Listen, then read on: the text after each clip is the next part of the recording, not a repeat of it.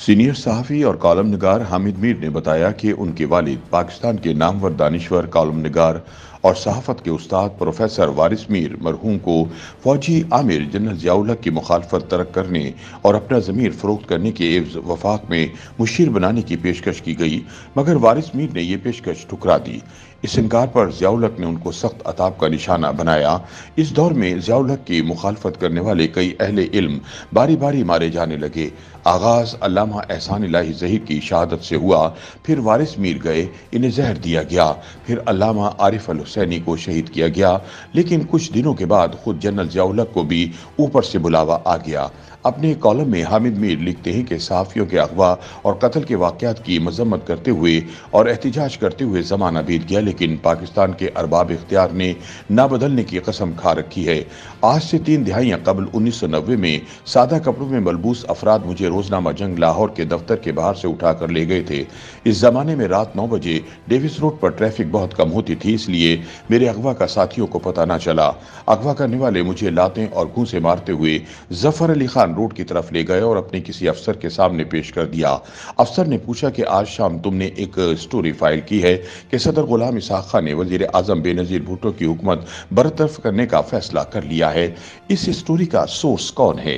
हामिद मीर बताते हैं कि मेरा सोर्स मौलाना कौसर नियाज़ी थे, जिन्होंने सदर मुमलिकत की तकरीर लिखी थी और हुकूमत की बरतरफी के इंतजार में थे। बरतरफी में ताखिर के बाइस मुस्तरिब हुए तो बार बार मुझे पूछने लगे कि हुकूमत कब जाएगी। मैंने उनके इस्तराब में से अपनी खबर तलाश की और उस जमाने के वफाकी वजीर बराए पार्लिमानी अमूर ख्वाजा तारिक रहीम ने खबर की तस्दीक कर दी।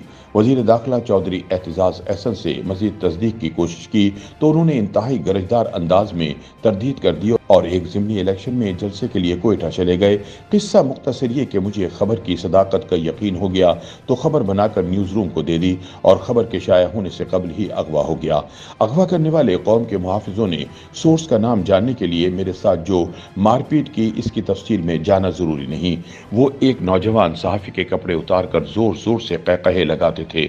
सहाफ़ियों के कपड़े उतार कर कहकहे लगाने का सिलसिला बाद में भी जारी रहा, बल्कि अब तो सहाफ़त के कपड़े ही उतारे जा चुके हैं।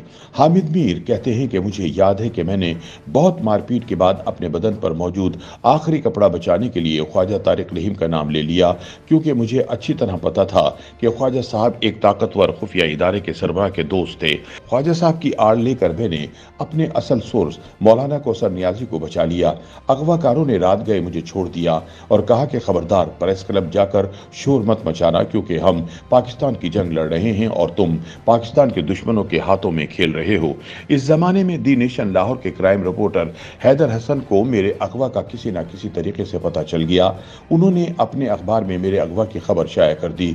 कुछ दिन बाद मौलाना कौसर नियाज़ी ज़ाती तौर पर मिलने के लिए घर आए। उन्होंने मुझे बताया कि सोर्स का तहफ़्फ़ुज़ करके मैंने सहाफ़त की इज्जत बचा ली और ये कि आपका मुस्तकबिल बहुत रोशन है। इस नाचीज़ ने मौलाना को बताया कि अब समझ में आया कि वालिद गिरामी प्रोफेसर वारिस मीर ने मुझे सख्ती से ये क्यों कहा था कि सहाफ़ी बनने का ख्याल दिल से निकाल दो, क्योंकि ये एक खतरनाक पेशा है। जब मैंने डरते डरते नजर उठाकर वालिद साहब से पूछा कि आप तो खुद सहाफ़त के उस्ताद हैं और रोजनामा जंग में कॉलम लिखते हैं, तो मुझे सहाफ़ी बनने से क्यों रोक रहे हैं?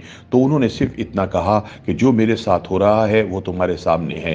हामिद मीर बताते हैं कि जनरल ज़िया-उल हक का ज़माना था और जनरल साहब एक गैर जमाती कौमी असम्बली से शरीयत बिल मंजूर करा के अपनी आमरीत को इस्लामी रंग में ढालने की कोशिश कर रहे थे। एक दिन अल्लामा एहसान इलाही ज़हीर ने मेरे वालिद मरहूम को खबरदार किया कि जनरल ज़िया-उल हक ने अपने मुखालिफ उलमा और सहाफ़ियों को खरीदने का फैसला कर लिया है।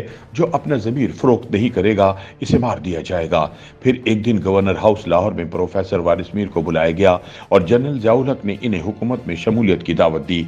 फरमाया कि हम आपको डेपुटेशन पर पंजाब यूनिवर्सिटी से वफाकी हुकूमत में लाएंगे और आपके इल्म फजल से फ़ायदा उठाने के लिए आपको मुशीर बनाएंगे। वालिद साहब ने एक हुकूमती ओहदे के एवज़ अपना ज़मीर फ़रोख्त फरोख्त करने से माजरत की तो चंद दिनों बाद इन्हें एक शोकाज नोटिस मिला जिसमें कहा गया कि आप तो एक सरकारी मुलाजिम हैं, आप हुकूमत पर तनकीद नहीं कर सकते। वालिद साहब की तरफ से इस शोकाज नोटिस का जवाब जनाब एस.एम. जफर साहब ने तैयार किया था। जनरल जियाउल हक के बारे में उनका लब लहजा पहले से ज्यादा सख्त हो गया और फिर बारी बारी बहुत से उल्मा मारे जाने लगे। आगाज अल्लामा एहसान इलाही ज़हीर की शहादत से हुआ, फिर वारिस मीर गए, इन्हें जहर दिया गया जिसकी तफसील फिर कभी सही। फिर अल्लामा आरिफ अल हुसैनी को शहीद किया गया, लेकिन कुछ दिनों बाद खुद जनरल जियाउल हक को भी ऊपर से बुलावा आ गया। आखिर में हामिद मीर लिखते हैं कि ये कोई नई कहानी नहीं, ये कहानी कई दिहाइयों से दोहराई जा रही है। इस कहानी के किरदार और इनका अंजाम कुछ मुख्तलिफ होता है, लेकिन कहानी का सबक यह है कि पाकिस्तान में जमहूरियत हो या मार्शल लॉ, लेकिन ये तय है कि सहाफ़त एक बहुत ख़तरनाक पेशा है।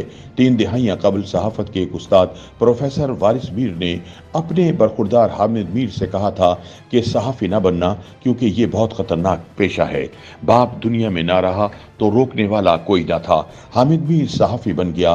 3 दिहाइयाँ गुजरने के बाद कुछ भी नहीं बदला। जनरल जियाउल हक आज भी जिंदा है और हम भी जिंदा हैं।